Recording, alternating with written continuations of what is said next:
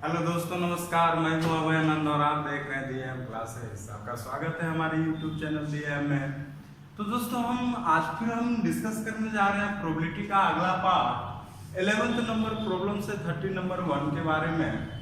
तो दोस्तों देखिए, इसमें बहुत ही सिंपल प्रॉब्लम ये है। 11 नंबर कहता क्या है कि EFG इवेंट आपको दिया हुआ है सेट के रूप में और कहता है कि ये सारे का मान निकालिए, है ना। तो सबसे पहले आपको यहाँ पे निकालना क्या है, तो S का मान निकालना है। तो दोस्तों सैंपल स्पेस प्रतिदर्श समष्टि का मान यहाँ पे क्या होगा, देखिए। तो सैंपल स्पेस प्रतिदर्श समष्टि जो टोटल मान है, देखिए 1 से लेके 5 तक यहाँ पे यूज हो रखा है ना। तो इसका मतलब है यहाँ पे जो S का मान आएगा 1 2 3 4 5, मतलब टोटल मान कितना हो गया, 5 हो गया, है ना। अब जैसे कि पहला मान यहाँ पे कहता है निकालने के लिए कि P of E by F का मान निकालिए। तो सूत्र जो होता है, फॉर्मूला जो होता है P of E intersection F by क्या, तो PF। इसका मतलब है कि सबसे पहले आपको PE इंटरसेक्शन F निकालना पड़ेगा। उसके लिए आपको क्या करना पड़ेगा कि E इंटरसेक्शन F, देखिए E इंटरसेक्शन F में कॉमन क्या है, E इंटरसेक्शन F में देखिए कॉमन यहाँ पे आपको क्या मिल रहा है, तो 3 मिल रहा है। तो यहाँ पे 3 हो जाएगा। के टू मान आया, 1 टू मान आया ना। तो P of E intersection F का मान 1 बाय टोटल मान कितना, तो 5 हो गया। फिर चलिएगा PF का मान क्या है, तो PF के टू मान है, 2 ठो है, तो 2 बाय टोटल मान कितना, तो 5। इसका मतलब है कि जब यहाँ पे मान रखिएगा इसमें, तो हो जाएगा 1 बाय 5 बाय 2 बाय 5 हो जाएगा 2 बाय 5। आंसर क्या होगा, 1 बाय 2 हो जाएगा। अब यहीं पे मान अगर निकालना है सेकंड फर्स्ट का ही कि P of E by F, है ना। ओ सॉरी, दोनों तो एक जगह लिख दिए हैं, या F बाय E होना चाहिए, है ना। प्रॉब्लम में हम शायद गलती कर दिए हुए, देख लेते हैं। F बाय E, है ना, F बाय E। तो यहाँ पे अगर देखा जाए तो F बाय E का मान अगर निकालना है तो इसका भी सूत्र आपको पता था क्या, कि P of E intersection F by PE। अब यहाँ पे देखिए P इंटरसेक्शन F तो आप निकाल चुके हैं, यहीं पे निकाले थे 1 बाय 5, और PE का मान कितना है, 3 ठो है। देख लीजिए यहाँ पे दोस्तों, के ठो है, 3 ठो है। तो यहाँ से क्या हो जाएगा आपका कितना, 1 बाय 3। तो यहाँ से मान निकालिएगा 1 बाय 5 और 1 बाय 3, हाँ 1 बाय 5 1 बाय 3। तो ये जो हो जाएगा आपका कितना, तो P नहीं 3 बाय 5 हो जाएगा, 3 बाय 5। तो 3 बाय 5 और कट के देगा 1 बाय कितना, तो 3 आंसर, है ना। तो जैसा फर्स्ट नंबर प्रॉब्लम हमने बनाया वैसा ही प्रॉब्लम आपको E बाय G, मतलब E को किसके साथ लेना है, G के साथ लेना है, G बाय E, है ना। तो ये सेकंड नंबर आपके लिए होमवर्क है। जैसा हम फर्स्ट नंबर बनाए वैसे ही आप सेकंड नंबर क्या कीजिएगा, होमवर्क है तो बनाइएगा सेकंड नंबर। हम बात कर रहे हैं क्या, तो थर्ड नंबर के बारे में। देखिएगा थर्ड नंबर क्या कह रहा है। थर्ड नंबर पहले देखिए आपको यहाँ पे निकालना पड़ जाएगा E इंटरसेक्शन क्या, तो यूनियन F निकालना पड़ेगा, इंटरसेक्शन नहीं, E यूनियन F, तब उसका प्रोबेबिलिटी निकालिएगा, है ना। तो प्रॉब्लम सेम टू सेम है। थर्ड नंबर के बारे में बात कर रहे हैं हम, इसका सबसे पहले E यूनियन F निकालना पड़ेगा। यूनियन मतलब क्या होता है, यूनियन मतलब दोनों को मिला देते हैं, है ना। जो भी एलिमेंट होता है उसको मिला देते हैं, यही कि एलिमेंट डबल टाइम रिपीट नहीं होना चाहिए, है ना।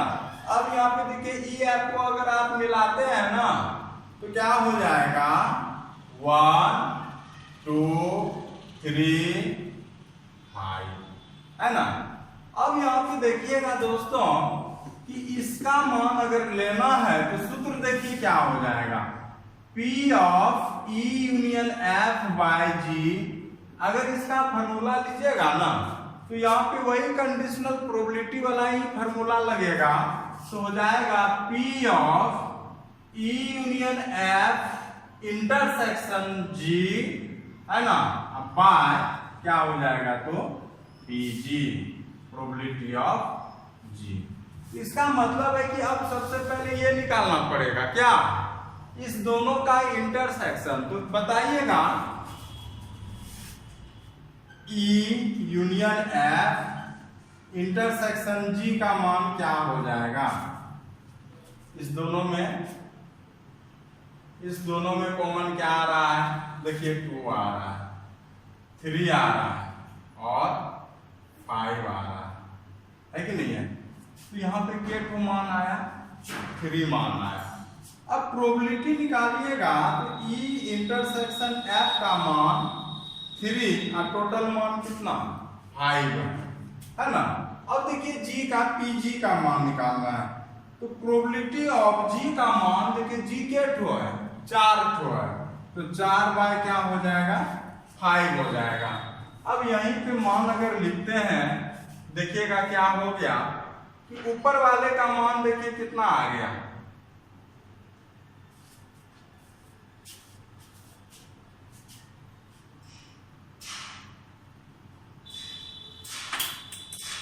इंटरसेक्शन G तब जाके हुआ 3/5।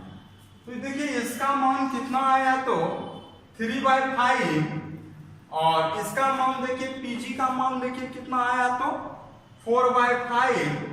हाँ, और अगर इस दोनों का मान कट गया तो 3 बाय क्या हो जाएगा तो 4 हो जाएगा, 3 बाय क्या हो जाएगा 4 हो जाएगा। हम नेक्स्ट का ही भी बात करें, है ना। तो यहाँ पे बस क्या है हमारा यूनियन निकालना था, यहाँ पे क्या निकालना है तो इंटरसेक्शन निकालना है। तो इसको भी आप कंप्लीट कीजिएगा दोस्तों, है ना, बहुत सिंपल सवाल है इन वाला, तो हम आपके भरोसे ही छोड़ रहे हैं।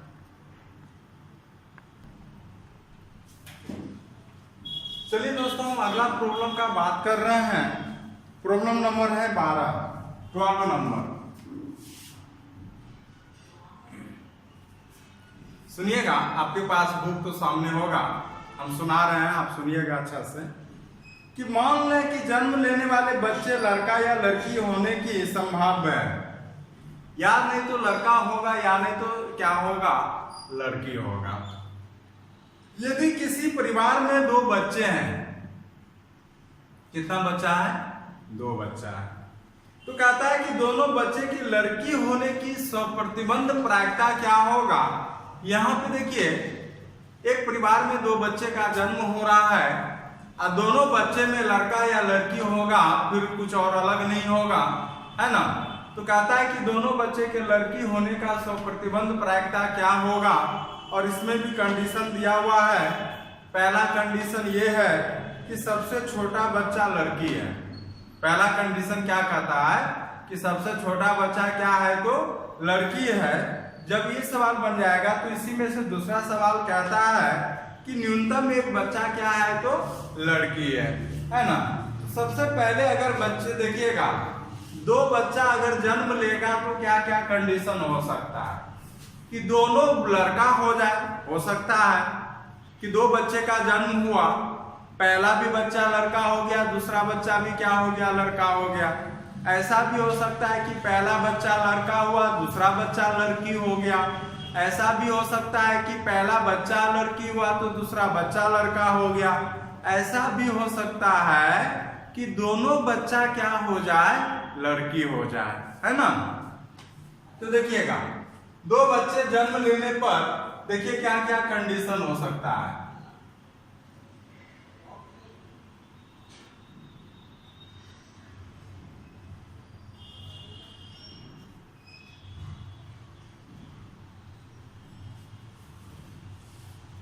कि पहला बच्चा अगर लड़का है B1 B2, कहने का मतलब 1 2 अलग अलग है, पहला बड़ा दूसरा छोटा, है ना, एक इल्डर एक यंगर, है ना। तो अगर पहला बॉयज है तो दूसरा गर्ल भी हो सकता है, अगर दूसरा पहला गर्ल है तो दूसरा बॉय भी हो सकता है, ऐसा भी हो सकता है कि दोनों क्या हो जाए तो गर्ल हो जाए। यही 4 कंडीशन हो सकता है दोस्तों। 2 बच्चे के जन्म लेने पर इससे ज्यादा कंडीशन आपका नहीं होगा। तो ये किसका मान हो गया तो S का मान हो गया। तो S का मान कितना हो गया 4 हो गया, S का मान क्या हो गया तो 4 हो गया। अब इसी में कहता है कि दोनों बच्चा का लड़की होने का प्रतिबंध क्या होगा। तो मान लीजिए कि ये घटना क्या है कि दोनों बच्चे क्या है तो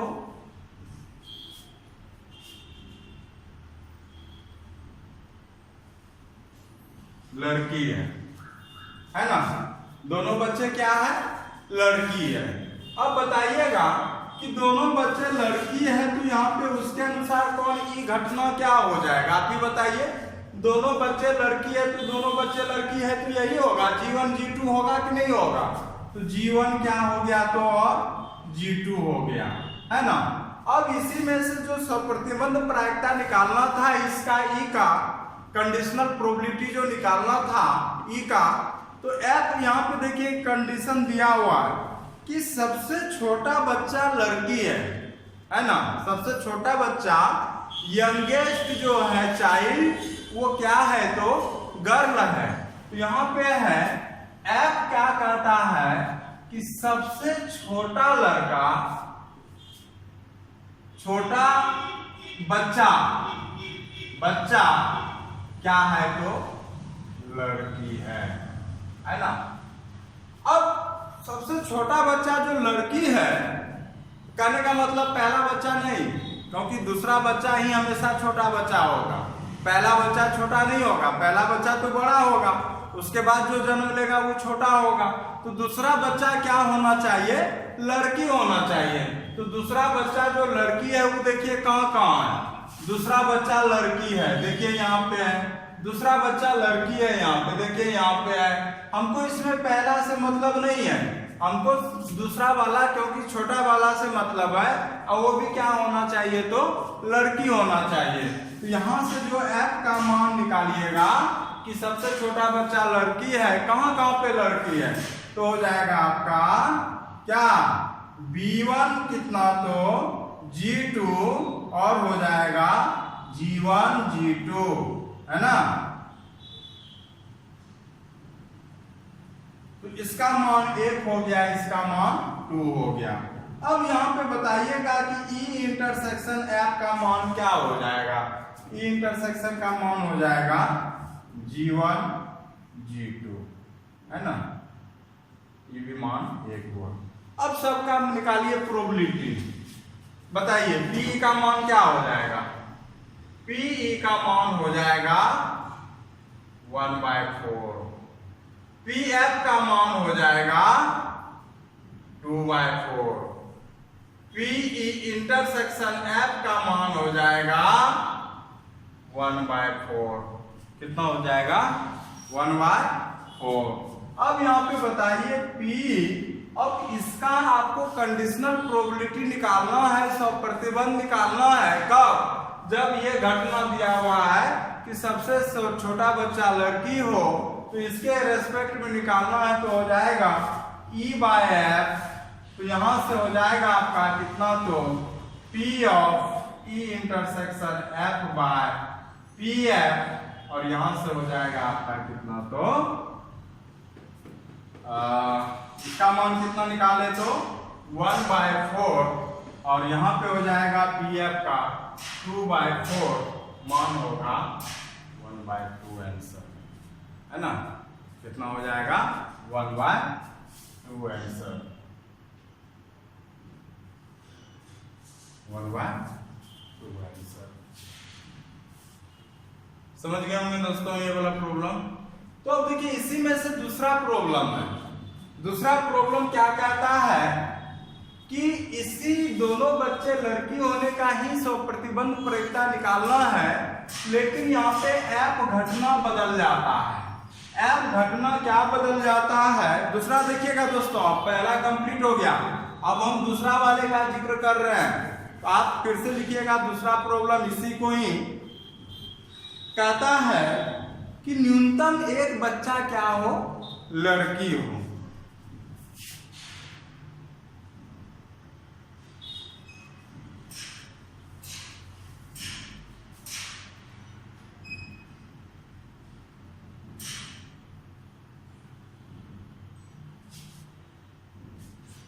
न्यूनतम एक बच्चा क्या हो? लड़की हो, है ना। अब दोनों बच्ची तो वही घटना है, एफ बदल गया। क्या कह रहा है कि न्यूनतम कम से कम एटलीस्ट एक बच्चा क्या होना चाहिए? लड़की होना चाहिए। अगर जहां जहां पे एक बच्चा लड़की है उसको सेलेक्ट कीजिए, उसके अनुसार बताइएगा कि यहाँ पे क्या हो जाएगा। आप ही बताइए यहाँ पे क्या हो जाएगा।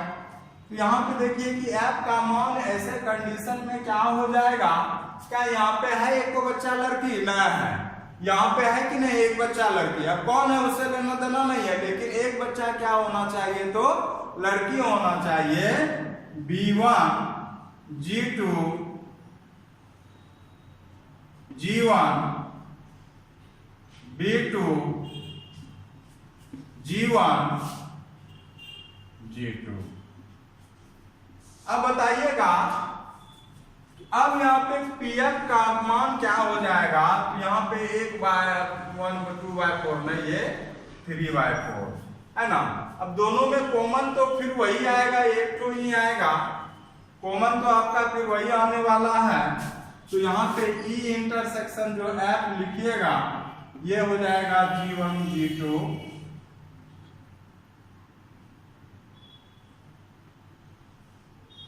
और यहाँ पे जो मान आएगा तो पीएफ का मान अब यहाँ पे 2/4 नहीं होके 3/4 होगा और यहाँ पे आंसर क्या हो जाएगा? तो 1/3 हो जाएगा। इस प्रकार से दोस्तों दूसरा दोनों प्रॉब्लम हो गया। तो उम्मीद करते हैं कि आप लोग आसानी से बनाइएगा इस प्रॉब्लम को।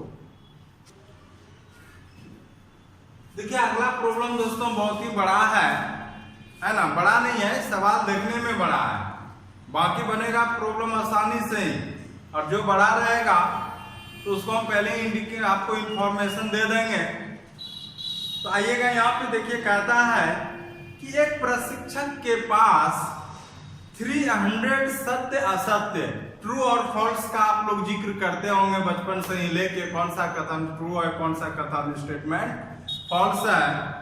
आसान प्रश्न है ना, 200 सत्य असत्य प्रकार के कठिन प्रश्न और 500 बहुविकल्पीय कठिन प्रश्नों का संग्रह है। यदि प्रश्नों के संग्रह से एक प्रश्न यादृच्छा चुना जाता है तो एक आसान प्रश्न की बहुविकल्पीय होने की प्रायिकता क्या है? तो देखिए दोस्तों, पहला तो क्या है, देखिए सवाल को हम पहले अलग अलग छांट लेते हैं, है ना। देखिए एक है सत्य असत्य, प्रॉब्लम नंबर कितना होगा? 13।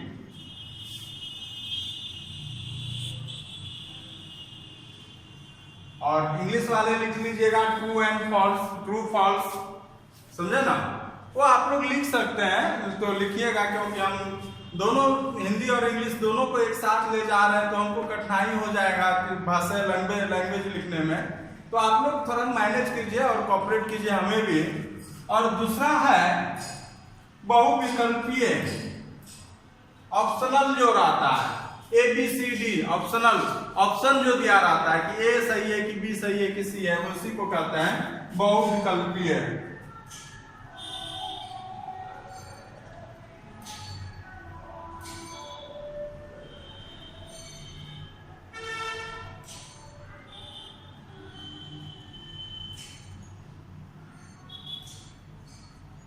इसी में आपका एक आसान है, इजी है, और दूसरा क्या है तो कठिन है, हार्ड है ना।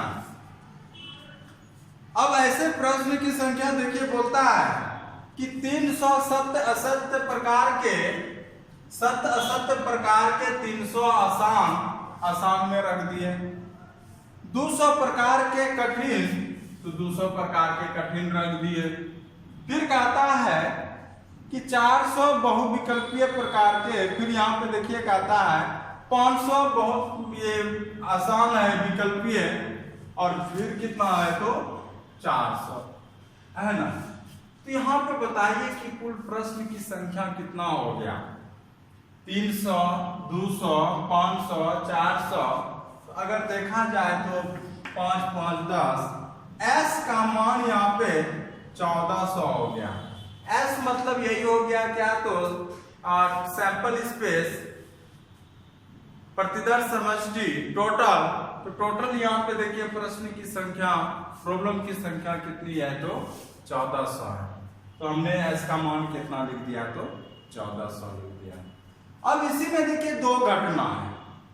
पहला घटना क्या है कि वो प्रॉब्लम क्या होना चाहिए, आसान होना चाहिए, है ना।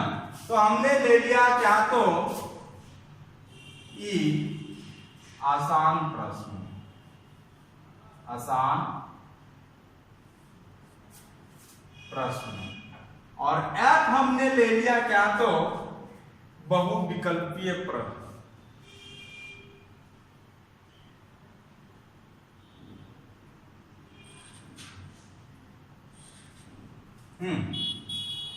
अब बताइएगा कि बहुविकल्पीय में आप सवाल देखिए क्या बोल रहा है, यदि प्रश्नों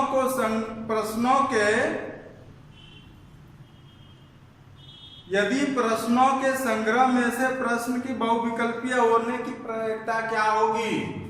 अब देखिए वो भी आसान होने का, सुनिएगा दोस्तों, आसान होने का, आसान भी होना चाहिए और बहुविकल्पीय भी होना चाहिए, है ना।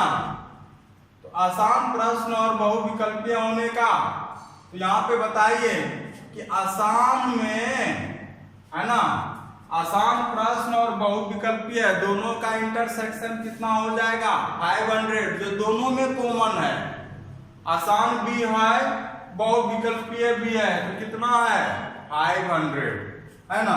तो ई इंटरसेक्शन F क्या हो जाएगा तो 500। सुनिएगा फिर चलिएगा, F, हाँ ई कितना होगा अभी बताइए तो, ई कितना होगा, पहले तो ई निकाल लेते तो सही रहते। अब एक आसान प्रश्न है, आसान प्रश्न कितना है तो 500 और 300, ये क्या है तो आसान प्रश्न है। F क्या है बताइए तो बहुविकल्पीय प्रश्न। तो बहुविकल्पीय प्रश्न कौन कौन है, ये 500 और ये 400, ये दोनों क्या है तो बहुविकल्पीय है। तो कितना हो गया तो 900 प्रश्न बहुविकल्पीय है। अब ई इंटरसेक्शन F निकाल रहे हैं दोस्तों। अब ई इंटरसेक्शन F क्या है कि वो प्रश्न आसान भी होना चाहिए और बहुविकल्पीय भी होना चाहिए। अब ये बताइए कि जो प्रश्न आसान भी है और बहुविकल्पीय भी है वो कौन सा होगा, यही 500 में हो जाएगा। तो यहां से ई इंटरसेक्शन F का मान कितना हो जाएगा तो 500। तो सबका प्रोबेबिलिटी निकालिए, पीई का मान कितना हो गया 800 बटा 1400, पीएफ का मान कितना हो गया 900 बटा 1400, P of E intersection F का मान कितना हो गया 500 बटा 1400, है ना। अब यहां से जो मान निकालिएगा कि आसान प्रश्न का, सुनिएगा, आसान प्रश्न का बहुविकल्पीय होने की संभावना क्या है तो P of E by F equal to कितना हो जाएगा, P ऑफ E कितना हो जाएगा तो यहाँ पे हो जाएगा P of E intersection F by PF, यहां से क्या हो जाएगा 5 बाय 1400 बाय कितना हो जाएगा 900 बाय 1400 5 बाय कितना हो जाएगा तो दोस्तों 9 हो जाएगा। सवाल बड़ा था, सुनिएगा, सवाल बड़ा था लेकिन हार्ड नहीं था, तो इसको आपको समझना पड़ेगा, है ना। आप समझ भी सकते हैं इसको, कोई दिक्कत नहीं होगा आपको। चलते हैं अगले प्रश्न पे।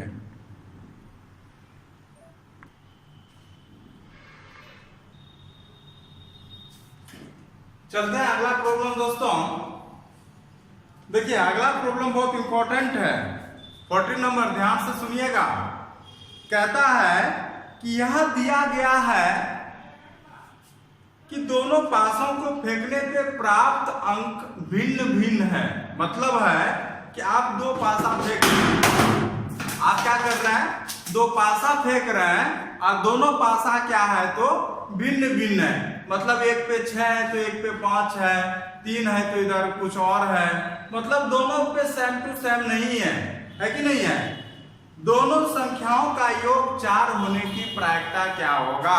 कब? जब दोनों पासा पे क्या क्या है तो आप भिन्न भिन्न है। अब बताइए दोस्तों कि आप यहाँ पे कितना पासा फेंक रहे हैं तो 2 पासा फेंक रहे हैं। अगर 2 पासा फेंक रहे हैं, 2 डाइस फेंक रहे हैं तो S का मान क्या होगा, है ना। चलते हैं हम यहाँ पे प्रॉब्लम नंबर बात कर रहे हैं किसका तो 14 का। 14 का हम बात कर रहे हैं, सुनिएगा बहुत ध्यान से, ये बहुत इंपॉर्टेंट सवाल है। डीबीआई कर लीजिए क्योंकि इस तरह का सवाल आ जाता है, इस तरह का सवाल आ जाता है। तो क्या बोले, सबसे पहला पॉइंट तो ये जानिए सवाल में आप कितना पासा फेंक रहे हैं, 2 पासा फेंक रहे हैं। तो लिखिएगा यहाँ पे 2 पासा फेंकने पर, थ्रोइंग 2 डाइस,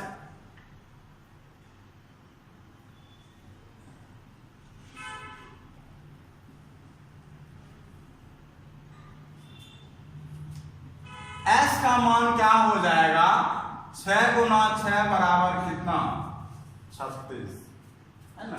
क्या हो जाएगा 36। अब बताइएगा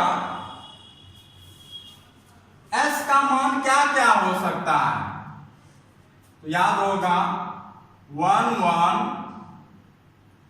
1 2 1 3 1 4 1 5 1 6, है ना। 2 1 2 2 2 3 2 4 2 5 2 6, 3 1 3 2 3 3 3 4 3 5 3 6, 4 1 4 2 4 3 4 4 4 5 4 6, 5 1 5 2 5 3 5 4 5 6 6 1 6 2 6 3 6 4 6 5 6 6, है ना। अब ये बात बताइए, सवाल क्या बोल रहा था कि यह दिया गया है कि दोनों पासे पे अंक भिन्न भिन्न हो। तो आपको इसको तो लेना ही नहीं है, क्योंकि इसको अगर आप लेते हैं तो यहाँ पे दोनों पासा को क्या है समान है ना। इसको नहीं लेना है जिसको हम कट कर दिए, है ना। तो बाकी तो आएगा, क्योंकि देखिए 1 2, एक पे 1 आया तो एक पे 2 आया, भिन्न भिन्न है। 1 3 1 4 1 5 1 6 2 3 2 4 2 5 2 6 3 4 3 5 3 6 4 1, इस तरह से भिन्न भिन्न है।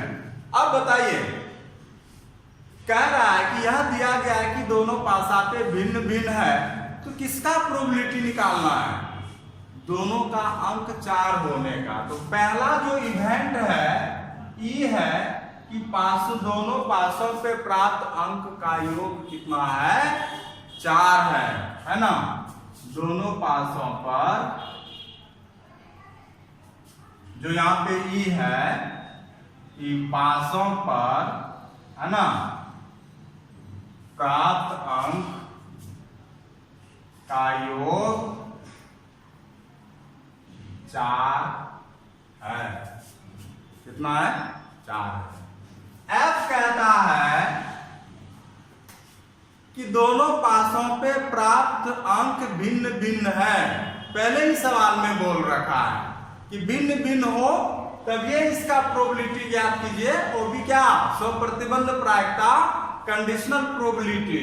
तो यहां पे हो जाएगा पासों पर प्राप्त अंक, पासों पर प्राप्त अंक भिन्न भिन्न है ना।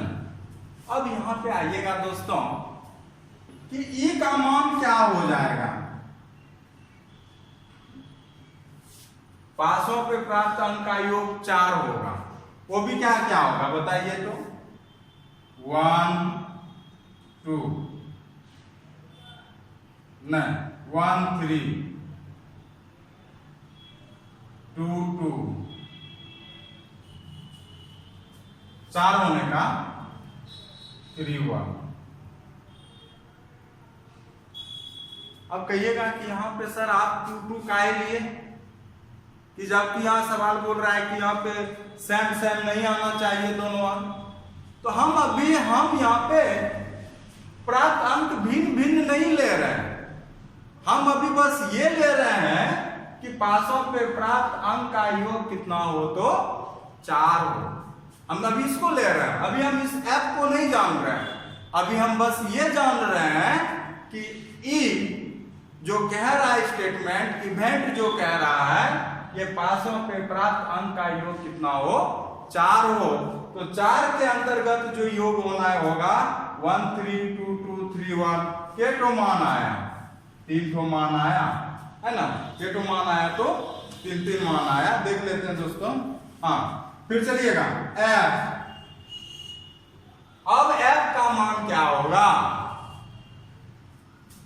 बताइए। एफ कहता है कि पासों पे प्राप्त अंक क्या है, भिन्न भिन्न है। इसका मतलब है कि टोटल जो आप मान निकालते थे 36 से आता था, और 6 तो सेम है ना, दोनों पे अंक क्या है समान है।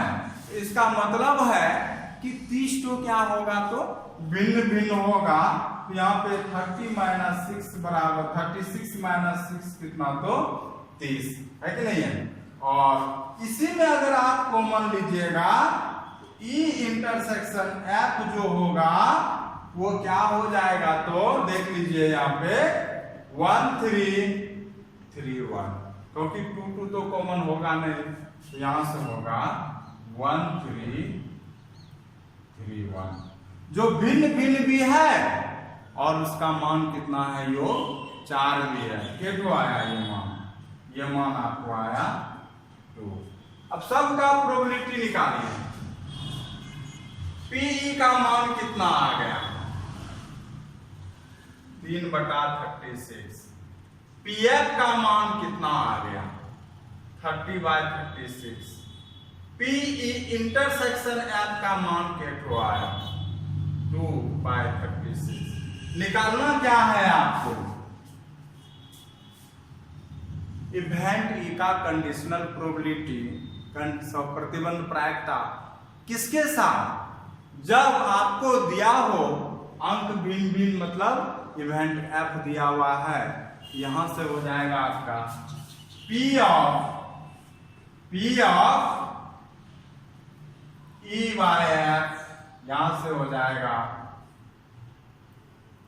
P E intersection F by P F, यहां से होगा आपका कितना तो 2/36 बाय पी एफ 30/36 1/15 आंसर।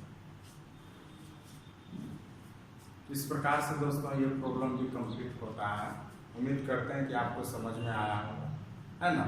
इसके बाद वाला प्रॉब्लम जो है कि बहुत बड़ा है, इंपॉर्टेंट उतना नहीं है, हम स्किप करते हैं छोड़ते हैं, है ना। एका दुका प्रॉब्लम छोड़ने से भी हानि नहीं है। चलिए आते हैं हम ऑब्जेक्टिव क्वेश्चन पे, है ना। ऑब्जेक्टिव क्वेश्चन आपका इंपॉर्टेंट होता है ये सब चीज से। देखिए दोस्तों अगला प्रॉब्लम ऑब्जेक्टिव है, कहता है कि पीए का मान कितना है 1/2। पीबी का मान 0, कहता है P of A by B का मान निकालिए। तो आपको पहले देखिए फॉर्मूला आना चाहिए। कंडीशनल प्रोबेबिलिटी है, क्या होगा कि P of A by B equal to, है ना, P of B by sorry A intersection B by B. अब ए इंटरसेक्शन बी का मान कुछ भी हो, लेकिन अगर पीबी का मान अगर मान 0 आ गया सवाल में, प्रॉब्लम से, इसका मतलब है ये क्या हो जाएगा, अनडिफाइंड हो जाएगा। क्योंकि नीचे 0 आने का मतलब ये अनडिफाइंड है और परिभाषित है। आंसर कौन हो जाएगा, सी नंबर, अनडिफाइंड और परिभाषित, है ना। और अगला प्रॉब्लम देखिए कहता है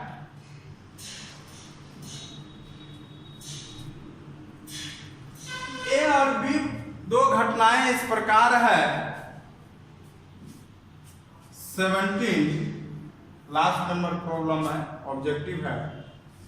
ए और बी दो प्रकार घटनाएं इस प्रकार है कि P A by B equal to P B by A है।